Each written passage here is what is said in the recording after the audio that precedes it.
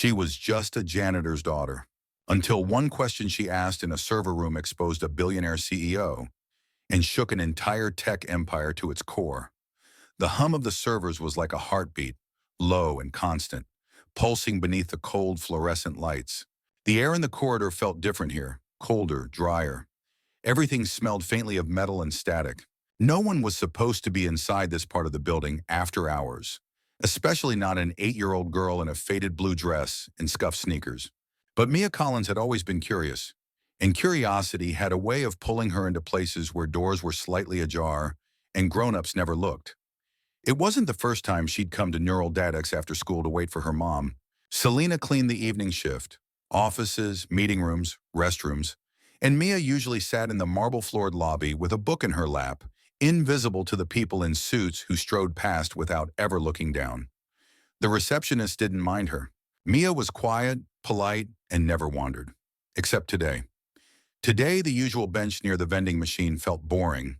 Her book, a dog-eared copy of The Secret Garden, wasn't holding her attention. Something about the silence of the building felt too deep, too untouched. Then she saw it. A heavy steel door halfway down the hall, propped open just enough for a sliver of light to spill out. That door was always locked. Mia had tried the handle once just to see, and it hadn't budged. But now it was open, humming gently like a sleeping dragon behind it. She glanced around. No one. With the softest steps, she crossed the hallway and slid inside. The room was enormous and humming with energy.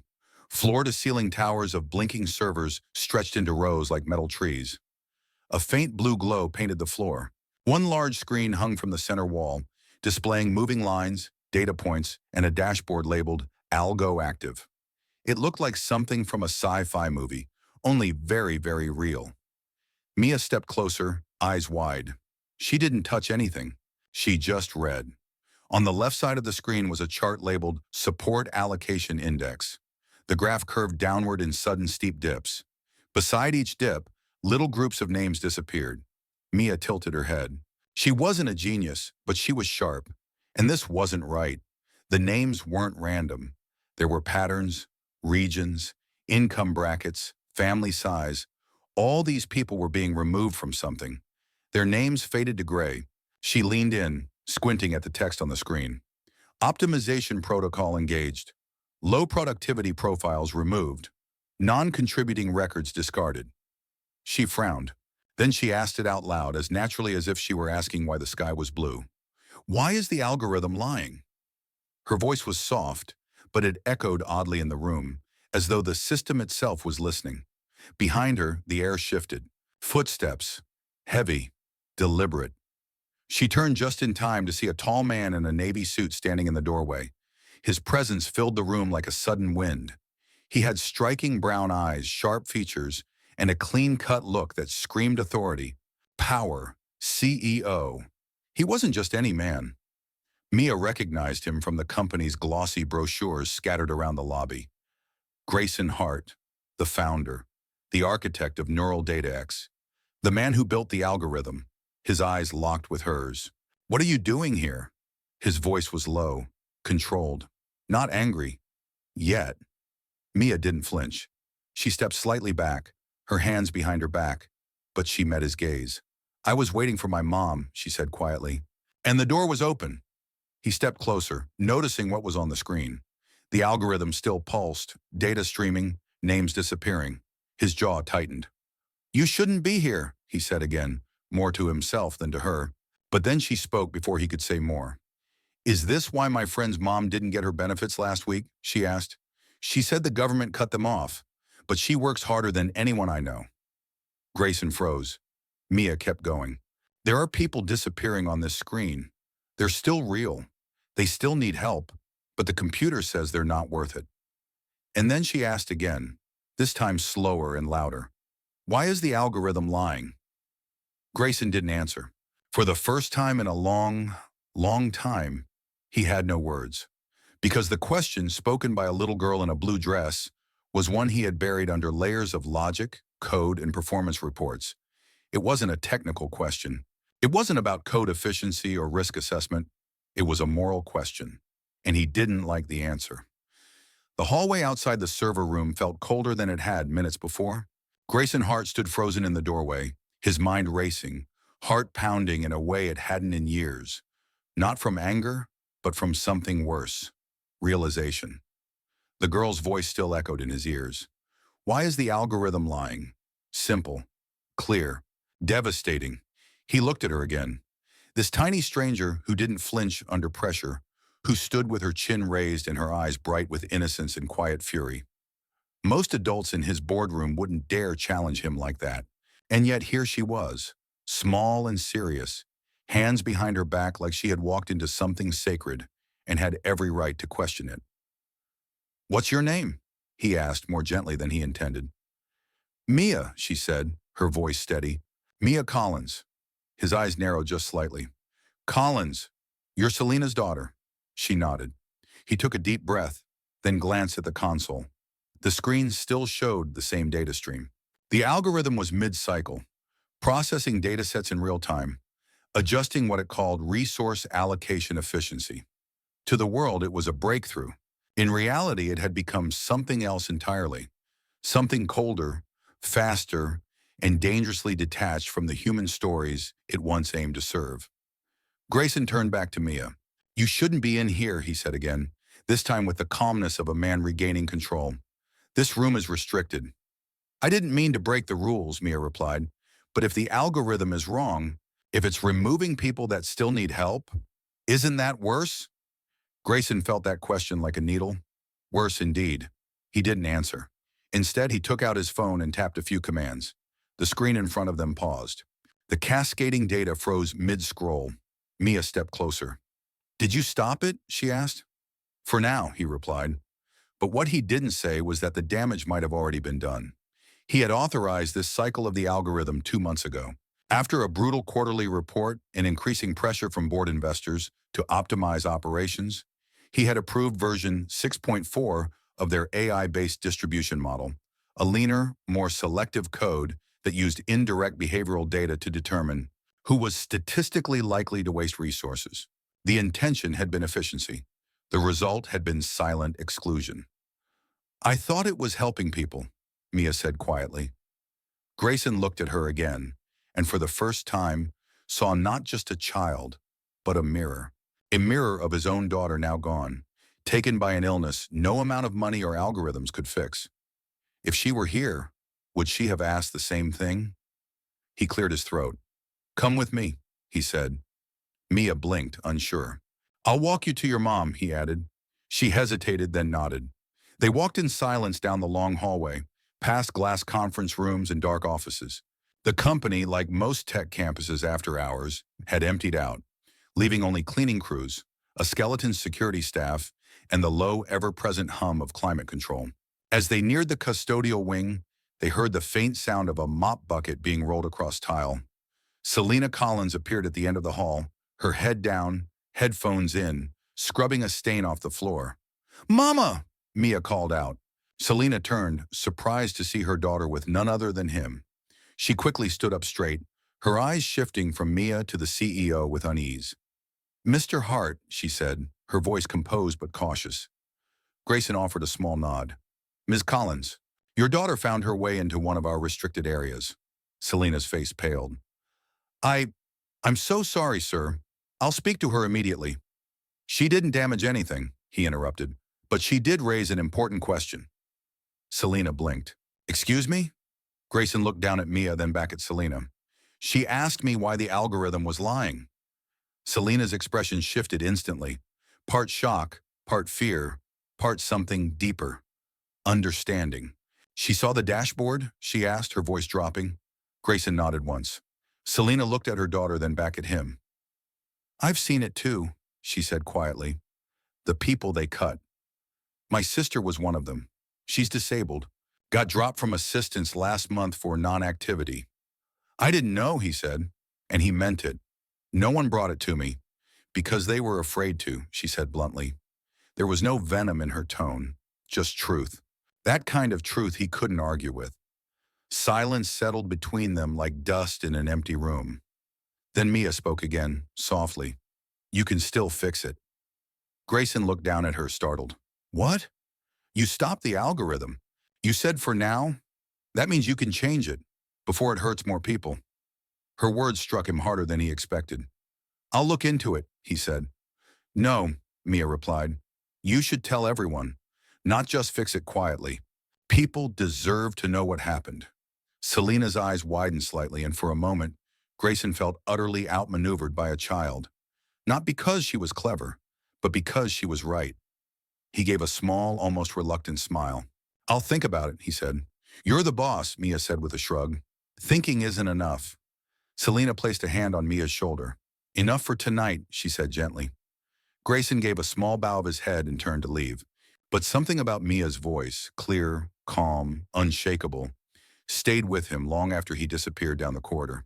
That night, long after the building emptied and silence reclaimed its grip, Grayson sat alone in his office, staring at the paused algorithm. It was still running under the illusion of neutrality. And a little girl had reminded him that silence can be an accomplice. Tomorrow things would change, because one question had broken through every wall he had built. Why is the algorithm lying? Grayson didn't sleep that night. He sat alone in his penthouse apartment, high above the city, the skyline flickering outside his floor-to-ceiling windows like a broken metronome. Below, the world buzzed with the quiet violence of survival. Cars moved like blood cells through the arteries of the street, and somewhere in the buildings below, people were being quietly denied the help they needed by an algorithm he had approved. He poured himself a drink, then didn't touch it. He stared instead at the screen on his tablet, where the pause cycle of ALGO 6.4 glowed in that sterile clinical blue. His developers had told him the update would increase resource targeting accuracy by 37%, but that wasn't what had stuck with him. It was Mia's voice, as unwavering as it was innocent, cutting through his boardroom-trained justifications like a scalpel. You're the boss. Thinking isn't enough. No one had ever spoken to him like that. Not investors, not engineers, not journalists. Because they all wanted something. Mia hadn't. She wasn't asking for funding or attention. She had seen something wrong and said so. Directly, honestly. And in her small voice was a power he couldn't ignore. The next morning, he returned to Neural Data X before sunrise. The corridors were dim and empty, the lights overhead still flickering in night mode. He bypassed the lobby and entered through the executive elevator. Not because he wanted privacy, but because he wasn't ready to explain to his team why their CEO looked like he hadn't slept in days. By 6 a.m., he was in the core control center, the most restricted room in the building. Not even his CTO had full access. Only Grayson. He sat down and began pulling files, logs, user behavior data, resource reduction reports. Entire neighborhoods that had seen a sudden drop in support eligibility over the past 8 weeks. He cross-referenced it all with internal policy shifts and public outreach claims, and what he found made his stomach clench. The algorithm hadn't just trimmed inefficiencies. It had silenced poverty. Mothers like Selena, seniors who missed recertification by a day, families flagged as statistically unlikely to recover. The system had categorized them as non-essential recipients and quietly removed them from aid queues. No alerts, no reviews, just disappearance by design. Grayson leaned back in his chair, the weight of the truth pressing on his chest. He had signed off on this. Maybe not every line of code, but the direction, the philosophy. He'd chosen data over people. Again. And this time, a little girl in a dusty hallway had noticed. At 8 a.m., he called an emergency executive meeting. By 9 a.m., the entire boardroom was filled. Suits, tablets, coffee cups steaming over million-dollar concerns. They weren't prepared for what he said. We've made a mistake, Grayson began. Confused glances passed around the table. With what? His CTO asked cautiously. With ALGO 6.4, Grayson said.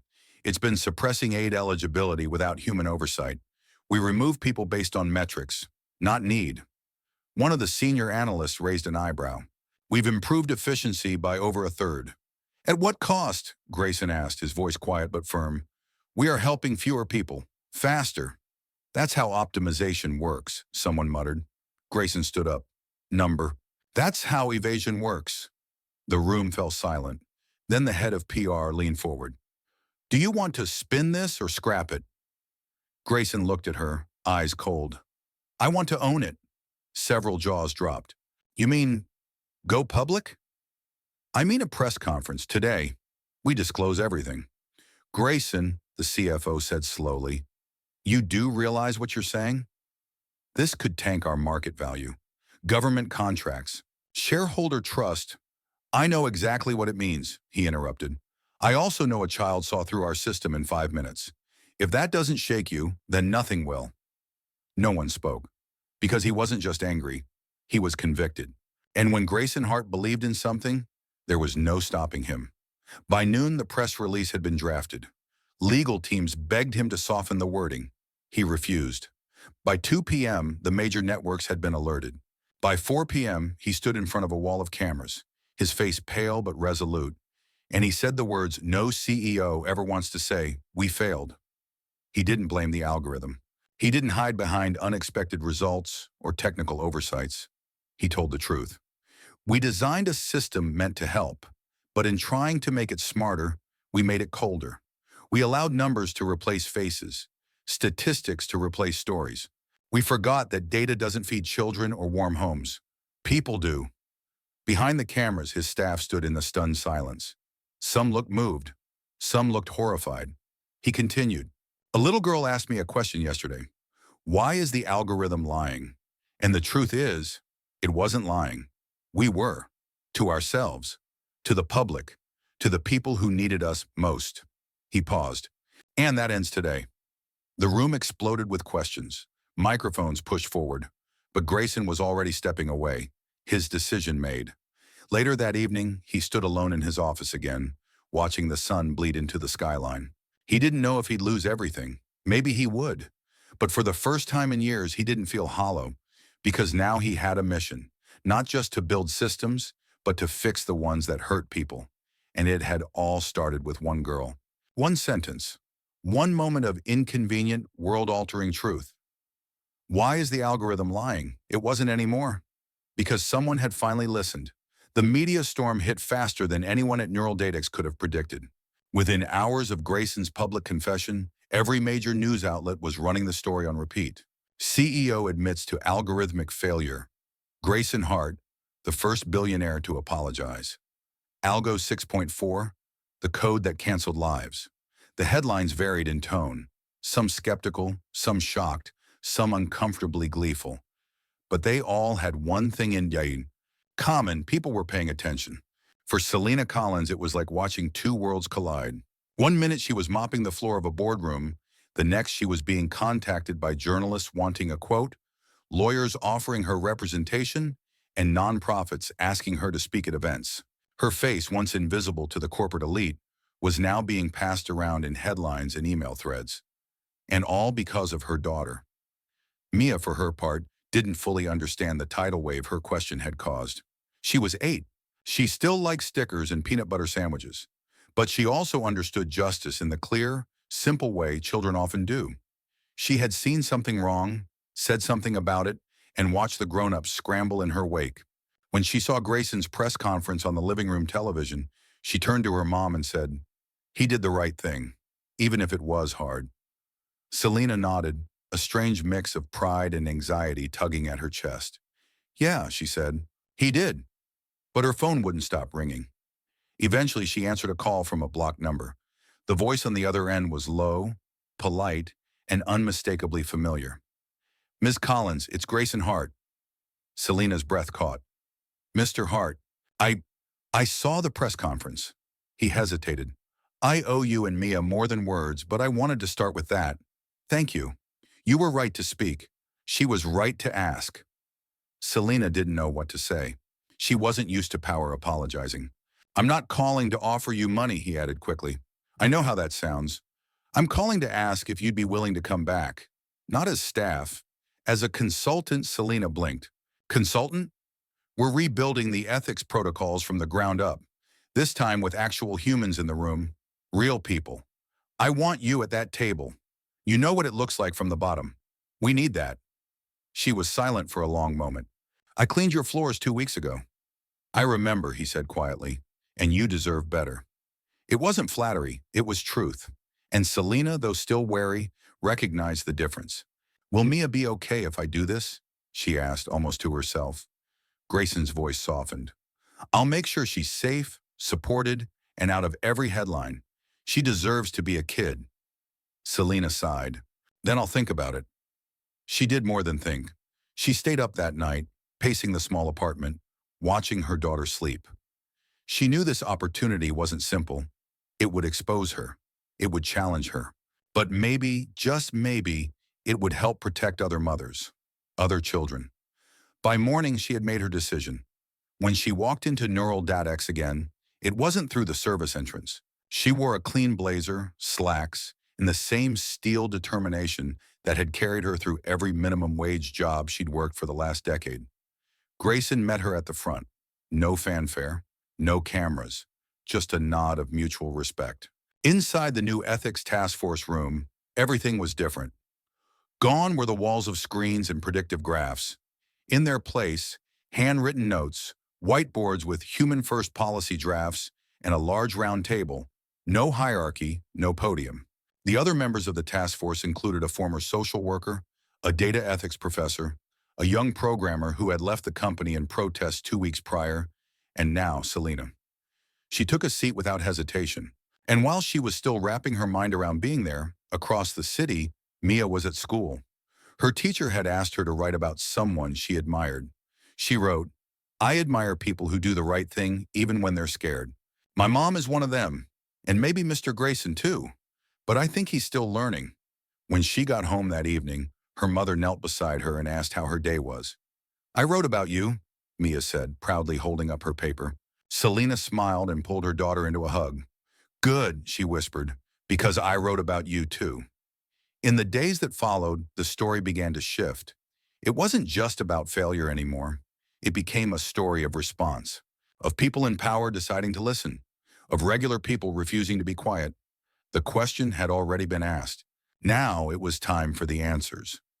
The Ethics Task Force began quietly, without press, without polished presentations, without a nameplate for anyone at the table. That was Grayson's first condition. This wouldn't be about optics. It wouldn't be another PR bandage.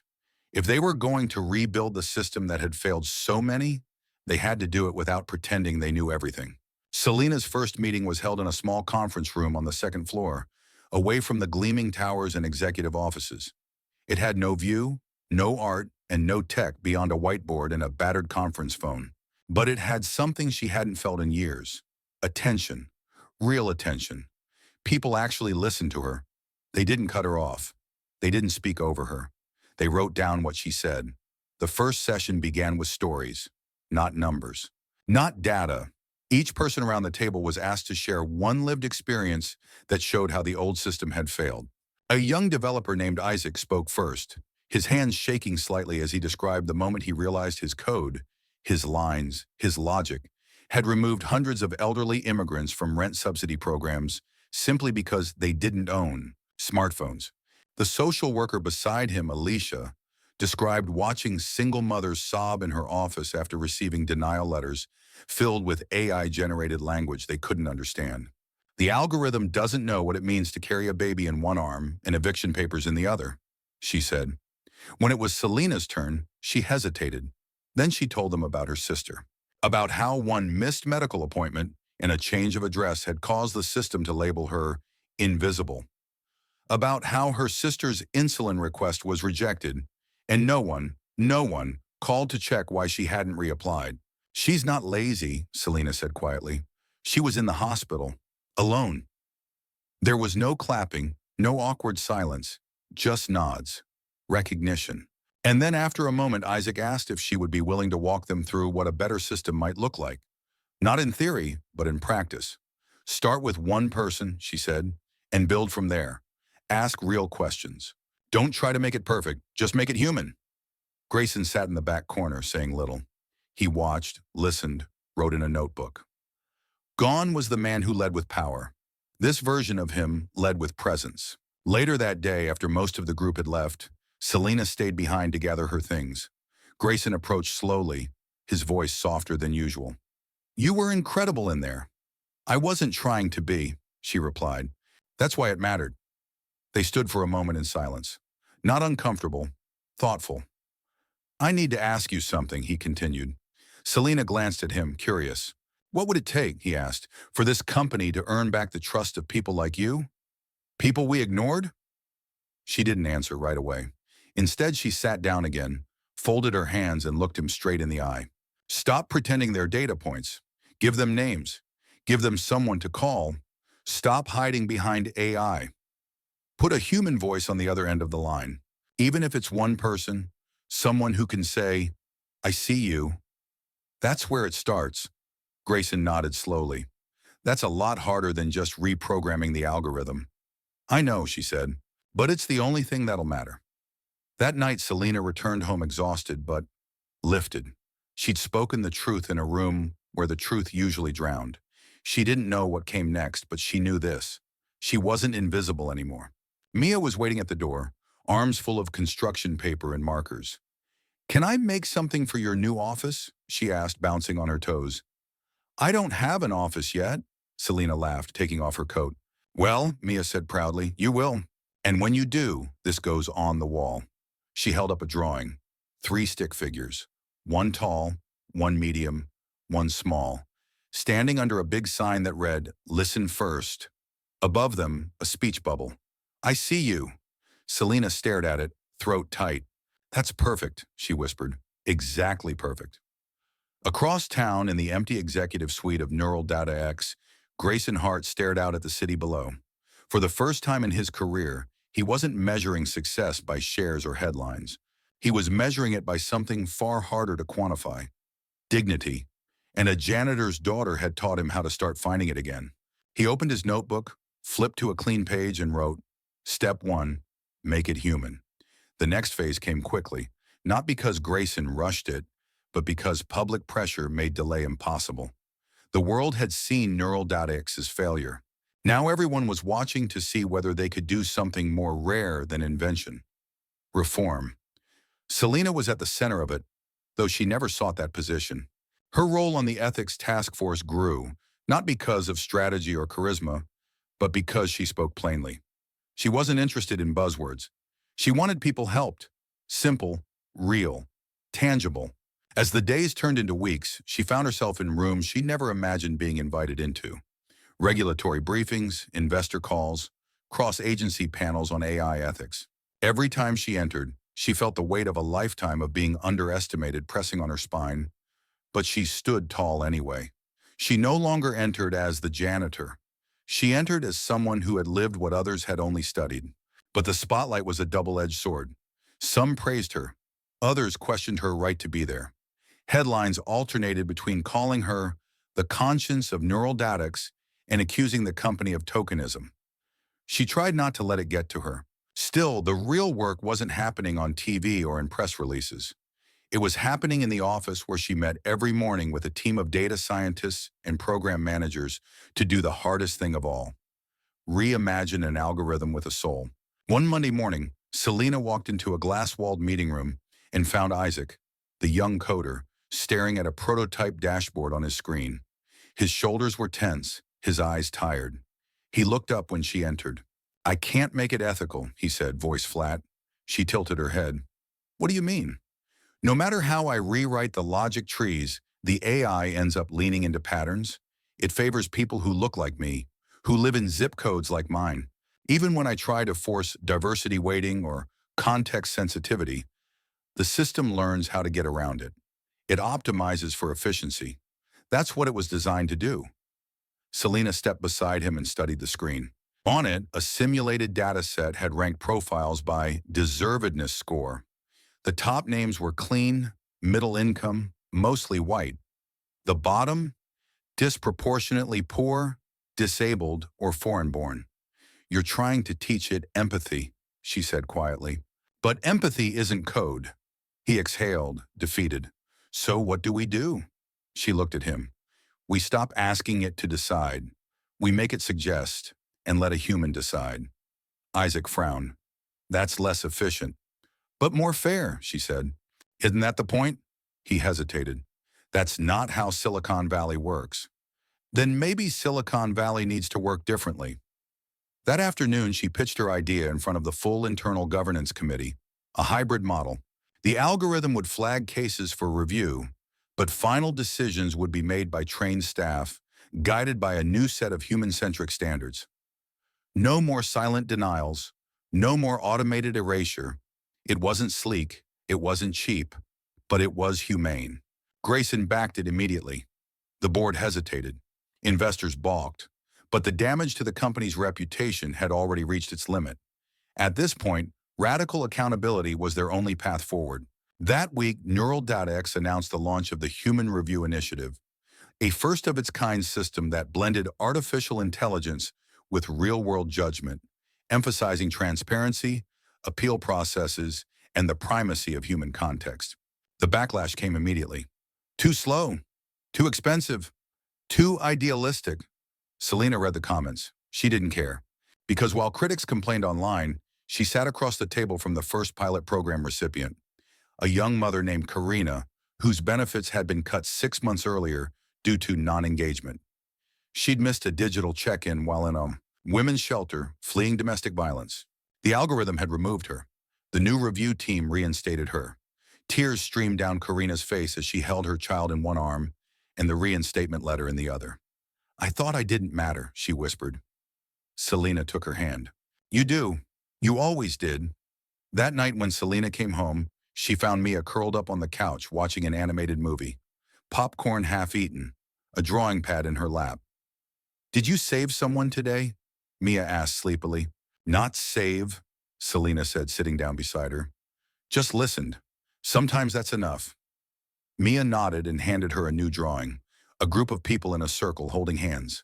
In the middle, a little girl with a speech bubble that read, "I just asked a question." Selena felt her throat tighten. Outside, the city kept buzzing, endlessly hungry for progress. But inside, for the first time, she felt peace. The system wasn't perfect, but it was learning to be human again, and that was a beginning. The recognition came slowly, and Selena never asked for it. It began with letters, dozens of them. Handwritten notes slipped into the Ethics Task Force mailbox, emails forwarded by program managers, and even a few voice recordings from people across the country. Survivors of the algorithm, single parents, veterans, disabled workers, and elderly immigrants who had all been filtered out by Algo 6.4 and quietly swept from the system. Now, through the Human Review Initiative, they had been found again, acknowledged, reinstated. Many of them wrote not to thank a company, but to thank her. One voice memo simply said, "You made me feel visible." Selena didn't know how to respond. She wasn't used to being a symbol. She was used to being overlooked, passed over, or ignored altogether. That quiet invisibility had become armor. But now that she was being seen, it felt uncomfortable, almost unreal. One day, Grayson walked into the ethics suite with a small box in his hands. "Got something for you," he said, setting it down on the table where Selena was reviewing a new appeal process. She raised an eyebrow. "If it's more tech company swag, I'm throwing it out." "Just open it," he said with a crooked grin. Inside was a nameplate, not for her desk, for her door. Selena Collins, Director of Applied Human Ethics, Neural DataX.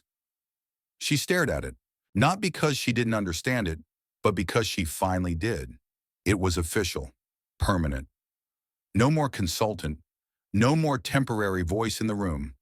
This was her office now, her field, her legacy. For a long moment, she didn't say anything. Then she looked up at Grayson. "You know I never finished college." He nodded. "And I've met a lot of graduates who've never done half of what you built here. You're putting me in a director's seat." "I'm not putting you there," he said. "You walked in and earned it." She swallowed hard and nodded once. Then quietly, "I want my daughter to see it on the door." Grayson smiled. "Bring her in." That weekend, Selena brought Mia to Neural DataX, not through the back, but through the main lobby. The receptionist smiled as they passed, and Mia stared in awe at the bright white atrium, the indoor trees, the polished marble floors that her mom used to clean. They took the elevator up to the second floor and walked down a hallway of offices. At the end, a small plaque on a glass door read, "Selena Collins." Mia ran ahead and traced the letters with her finger. "Your name," she whispered. "Like a boss." Selena chuckled. "Like someone who got tired of watching things break and decided to build something better." She opened the door and let Mia inside. The office wasn't grand. A small desk, two chairs, some plants in the window. On one shelf sat a growing collection of thank you cards. Mia pulled one down and flipped it open. "Dear Miss Collins," she read aloud, "I was told I didn't count. Your team made me feel like I mattered. Thank you for believing people deserve more than numbers." Mia looked up. "That's from a real person?" "Dozens of them," Selena said. "More every day." Mia walked to the desk and pulled a crumpled drawing from her backpack. "I made you a new one." She unrolled it and taped it to the wall. It showed Selena standing in front of a group of computers with angry cartoon faces. She was holding a giant stop sign, and behind her stood smiling people of all shapes and colors. At the top, Mia had written, "My mom stopped the machine. Now the people are talking again." Selena blinked away tears. "You make me brave, you know that?" "I just asked a question," Mia said, smiling. "You're the one who answered." The following week, Selena was invited to speak on a panel in D.C. about ethics in artificial intelligence. She almost said no. She hated the spotlight, but something in her shifted. If she could stand in that room and speak, not just for herself, but for the voices still left out, then maybe this movement wouldn't stop with one company. Grayson flew with her. On the plane, he turned to her and said, "You know, the media is calling you the architect of algorithmic empathy." She groaned. "That's a mouthful." He laughed. "I think it fits." At the conference, she stood on stage beside Ivy League professors, tech founders, and policy analysts. When it was her turn to speak, she told them about her sister, about Mia, about walking into a server room and realizing that a little girl had asked a question the entire industry had been too afraid to face. She said, "I'm not a scientist. I'm not a CEO. I'm a mother, a sister, a woman who cleaned your buildings and watched the way systems ignore the people who need them most. I didn't come here with data. I came here with names." And when she stepped off that stage, no one cared about her resume. They cared that she'd told the truth. That night, back in her hotel room, she called Mia. "How was your speech?" Mia asked sleepily. "I think I said what I needed to say." "Good. Next time, take me." "I will," Selena said. "One day it'll be your turn up there." And deep in her heart, she knew that if anyone could carry this work forward, it would be the girl who once asked the question that stopped an entire machine and made the world start listening. Spring came slowly to the city, but it came. The cold, harsh lines of winter softened into rain-swept mornings and afternoons brushed in gold. Trees along the streets began to bloom, cautiously at first as if unsure they were allowed. People lingered longer in parks. Laughter returned to sidewalks. And inside the headquarters of Neural Data X, a different kind of season was unfolding. One no weather chart could measure. Selena sat at her desk with the window cracked open, letting in the scent of damp earth and fresh air. Her daughter's newest drawing hung above her screen, a smiling sun, two stick figures, one taller, one smaller, and a building labeled Hope inside. Below, in bold crayon letters, Mia had written, "Mom's work helps people breathe again." She looked at it often. The Human Review Initiative had completed its third month. In that short time, over 12,000 cases had been reopened. Thousands of people had been reinstated into systems that once discarded them. Rent support, disability aid, healthcare assistance, education stipends. Each name reviewed by a real person, not a line of code. But the numbers weren't what Selena thought about when she lay awake at night. She thought of Karina, the mother who now worked part-time at a community kitchen. She thought of David, a retired veteran who wrote her a thank you letter in blocky handwriting. She thought of the countless others she would never meet. Their stories carried on digital wings across systems she used to scrub from the outside. Sometimes she caught herself wondering how different her own life might have been if someone like her had been in a room like this 20 years earlier. Would her mother have gotten help? Would Selena have gone to college right out of high school instead of working double shifts? But she didn't let those thoughts turn bitter. They were seeds, roots, proof that something was finally growing in a place that once only took. That afternoon, Grayson stopped by her office. He didn't knock. He never did now.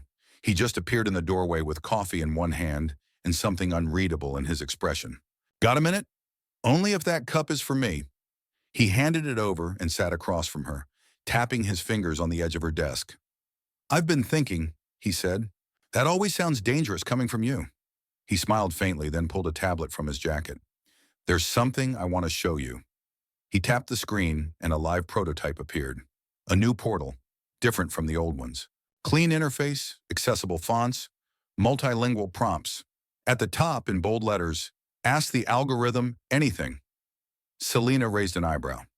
We're building in transparency tools, Grayson explained. People can now ask why decisions were made about them. The system will have to answer, in plain language. And if the answer isn't good enough, they can request human review immediately. No waiting, no walls. She stared at the screen. You're putting accountability on the front page. I'm trying. No, she said softly. You're learning. He looked at her then, not as a CEO, but as a man who had finally come to understand the cost of indifference. Wouldn't have gotten here without you, he said. She didn't smile. Not right away. She just nodded, slow and proud. The sun shifted in the window, casting long shadows across her desk. Outside, people walked past the building, unaware of how much had changed behind those mirrored walls, how much still needed to. Later that evening, Selena and Mia sat on their apartment balcony, sharing dinner on a blanket. The sky was painted in streaks of purple and gold. Mia was drawing again, this time tracing the city skyline. Did you help someone today? She asked between bites of grilled cheese. I hope so, Selena said. Sometimes I just move pieces. But they're moving towards something better. Mia thought for a moment, then said, You know, I still don't really understand algorithms. Selena laughed. Me neither, baby. I just know they're like machines that need rules. And hearts. And people watching? Mia looked at her curiously. Did your machine stop lying? Selena looked out at the horizon, her eyes soft. It stopped hiding. That's a good start. That night, after Mia had gone to bed and the city slipped into its usual quiet, Selena sat by the window with a notebook in her lap. She wasn't planning strategy. She wasn't reviewing reports. She was writing a letter. To the little girl she had been. A girl who once watched her mother lose government help over a form they never understood. A girl who thought no one would ever listen to someone like her. A girl who had grown up thinking truth belonged to the powerful. She wrote, You were never invisible. You were early. You were the voice before the room existed. Now there's a room, and your voice is still here. Louder than ever. She closed the notebook and pressed it to her chest. The system was still far from perfect. There were new challenges on the horizon, new algorithms rising, and new battles to fight. But now Selena wasn't standing outside the door. She was the door. And behind her, the world was listening. This story isn't about miracles or some rags to riches fantasy. It's about how a question, asked with the unfiltered honesty of a child, can shake the foundations of systems we're taught not to question. A question doesn't always need an answer. Sometimes it demands action. What makes this ending feel right to me is that it's not a fairy tale. Yes, change happens, but not because everything magically gets better. Change happens because people start listening, and more importantly, they start seeing the ones they used to overlook. The true victory here isn't that the system is fixed. It's that an ordinary woman walked into a room she was never meant to enter and stayed because she had every right to be there. Mia asked the question.